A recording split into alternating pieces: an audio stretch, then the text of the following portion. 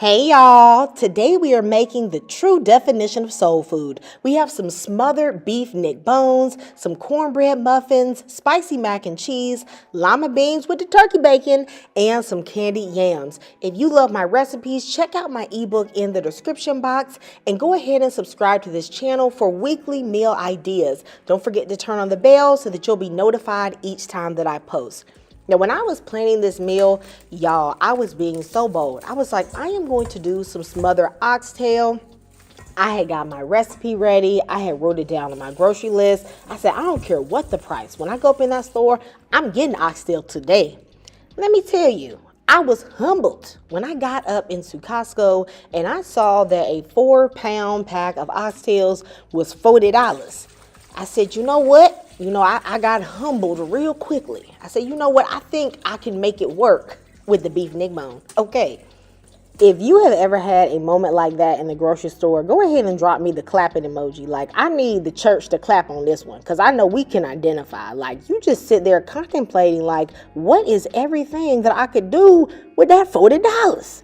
So for $10, your girl went ahead and got her some beef neck bones, and they was only $3.50 a pound. Now, these neck bones, I feel like have a lot of blood on them. So I wash them and then I soak them in some vinegar water for about 15 minutes. And then, of course, you want to clean your sink. Okay, we don't want to spread no germs. And then I am going to dry off the neck bones with some paper towels. However you choose to season these neck bones, you just want to make sure that you don't use a lot of seasonings that have salt in them. With the other ingredients we're going to use later, it's going to just become too salty. So the only one that has salt in it is this one, and I'm going to be using about 1 teaspoon. Next, I'm going to put in a few drops of kitchen bouquet because I want a nice brown color to my gravy, but browning would also work. About half of a teaspoon of white pepper, about a half a teaspoon of dried thyme, a half of a tablespoon of dried onion, and half of a tablespoon of garlic powder. You want to mix everything together really well. Massage that beef. Okay, we want all the flavor up in there. And then I'm going to cover this and let this marinate at room temperature for 30 minutes because I want the meat to not be cold before I brown it in the pan.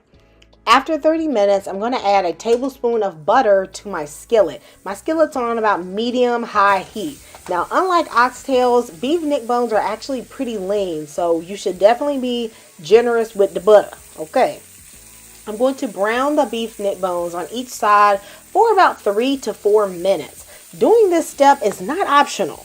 All right, you need to do this to enhance the flavor of your dish. If you just stick these in your Instant Pot without doing this step, you will tell the difference in the depth of flavor. I'm going to rotate them around so every side gets brown, and then I'm going to put them in my Instant Pot. We are not going to leave any of this flavor behind. So right in the same skillet, I'm going to saute my peppers and onions for about 3 minutes so they can get all the fond off of the bottom of that pan. Add about 1.5 cups of water into your marination bowl. You all know that we definitely not going to be leaving any seasoning behind. Toss in your sauteed vegetables as well as a can of cream of mushroom and roasted garlic soup. That roasted garlic, baby, is so good. So if you can get that one, fresh herbs always have to be in my cooking. And this right here, baby, this gonna add a lot of flavor. Only put in half of the gravy packet though, because it can get a little salty with the cream of mushroom and we don't want to add any extra salt. So half is okay for the amount that I have. I'm going to add in my water. I'm going to mix this together and I'm going to pressure cook this for 45 minutes. I will then let it natural pressure release for about 15 minutes. I'm going to take off the lid and saute this until the gravy thickens to my liking. Or you could also add in about a tablespoon or half a tablespoon of cornstarch in water. If you want to let the sauce reduce, which is what I like to do, remember the seasoning is going to concentrate. To go with this, I like to have some lima beans. Now, I'm looking out for, the people that don't patronize the pork today. And I'm going to use some chopped up turkey bacon, which was wonderful in this. It has a nice smoky flavor. And then I'm going to put in half of an onion. I'm going to saute this for about a minute before I add in some vegetable bouillon. This is the vegetable better than bouillon. And about 1 clove of garlic. I'm keeping the seasonings really simple today, just putting in a little bit of Creole seasoning, and then I'm going to saute this for about 30 seconds until that garlic is fragrant, baby. Then I have half of a bag of lima beans, and y'all, I had this itty bitty amount of corn left in that bag, and I was not throwing it away. Okay. Add in about 1.5 cups of water. Cover your lima beans and simmer them for about 30 to 40 minutes on low. I do not like to cook mine until mine are total mush. Okay, I want mine to still be intact. I want every bean to be separated from the other bean. All right, but if you know old school, they be cooking them things down till they just be falling apart. But that's not for me.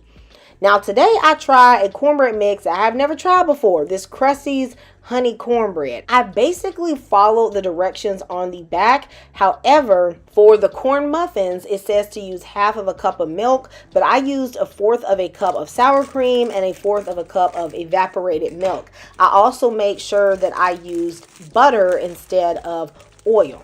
So y'all, I have a couple of different thoughts on this cornbread mix. So for one, just by following, well, mostly following the directions on the back, I would say that the texture and moisture of the cornbread actually came out really good. I didn't feel the need to doctor it up as much as I do as opposed to when I use the Jiffy mix. However, this particular blend is super sweet. Now, I like sweet cornbread, but when I looked at the back and saw that it had 13 grams of sugar, which is basically like a tablespoon of sugar in every corn muffin, I was like, whoa. Like, I really feel like this cornbread mixture tastes like straight up cake. I don't know how this couldn't be cake. Now, it is good. It has a good flavor. It has a great texture, but if you want to use this particular one, I would say just be mindful that it is sweet. I actually ate it more like a dessert at the end. And yes, y'all, I know it says honey cornbread, but it can be a bit much if you weren't expecting that level of sweetness. If you want one that is not sweet, I would suggest trying the Southern cornbread mix. Now, the back of the box had the audacity to say that you could put honey butter on these muffins. I don't know how. That would just be way overboard. So I just used regular salted butter. I brushed it on top. These were tender, moist, and delicious. And my hubby really liked these. He ate like 3 or 4 of them already. So try it and let me know what you think. Now, see, if I had known that that cornbread was going to be so sweet, I may not have even made no candied yams because this was supposed to be the sweet element to the dish. So today I'm going to be making just, y'all know, my favorite rum candied yams. I just feel like these are indeed the best candied yams. I have a stick of butter. Y'all know I'm country, y'all. I'm black. I'm from the South. Soul food. You know how we do. I'm going to add in some brown sugar and I'm going to cook that on a medium heat with a little bit of pure vanilla extract. And in this case, I do think you need to use the pure and not the imitation. I'm going to let that cook for a minute or so before adding in the Bacardi, y'all, the Bacardi party. Okay, throw in some real rum, about 1/4 cup. But if you don't mess with the alcohol, you can put in a teaspoon of rum extract. Allow that to cook until it starts to bubble. That's when you know that sugar is going to be melted. You definitely need to add salt to balance the flavor and a little bit of lemon juice. That's going to bring out a good flavor in those yams. I'm putting in some cinnamon, some ginger, and some nutmeg, but you could also just add in a little bit of pumpkin pie spice and a little extra cinnamon.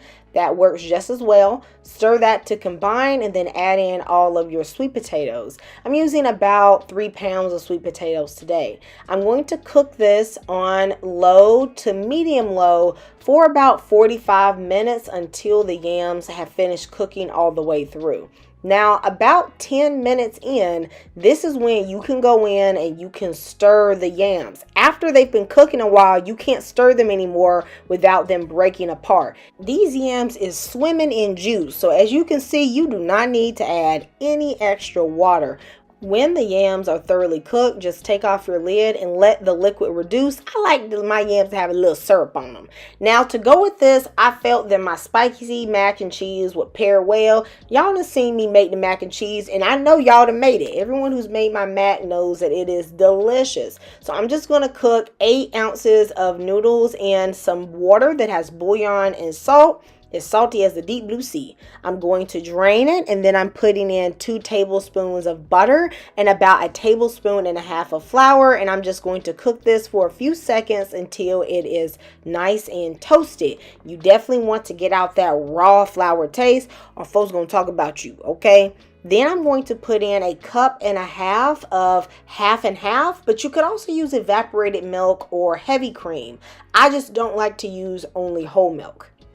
Here I have 16 ounces of cheese. You always got to have some sharp cheddar cheese. I like to have a little bit of mozzarella for a cheese pool, but really you can use any combination of cheeses that you have available. Mix this together until everything is melted, and then season with a little pepper and a little bit of vegeta. I love mac and cheese with vegeta. I don't make it without it. It is just so good. A little touch of garlic powder, okay, just to your taste. Don't get too crazy with it, okay? You know this ain't Alfredo. And then mix this together and put in your crushed red pepper flakes. I'm using about 1/2 teaspoon. If you want it real spicy, put in 1 teaspoon, okay? If you don't like a lot of spice, just do little shakes, all right? All right, honey, so now this sauce is well combined and delicious. I know you've tasted it as you cooked. You can see it has a little cheese pool. And then we are going to go in with that macaroni. You want to stir it until it is well combined. And if you need to adjust the thickness, maybe you want it a little looser, you can add in a little bit more half and half or evaporated milk or whatever dairy it is that you are using to make your macaroni. How often did you eat macaroni and cheese growing up? I don't think I ever had macaroni on a day that was not a Sunday growing up as a kid. It was pretty much a soul food Sunday dish only. But I've heard that some people be having it like almost every day as a regular side dish. So let me know, y'all. This is a small amount of macaroni and cheese, so I'm just going to put this in a little loaf pan with some more Munster cheese slices on top and put on a little paprika for that decoration. I'm going to bake this at 375 degrees for about 20 to 25 minutes. And baby, you are going to have a deliciously gooey, little bit spicy macaroni and cheese that you definitely can bring to the cookout. Are you going to be making this recipe? Are you going to make it with this meal? Are you going to add it to a different meal? Now, y'all, I know you see it. This is so good. You have to try this. You all know that I love you and Jesus loves you. And I thank you so much for joining this channel and supporting me. God bless all of you and goodbye.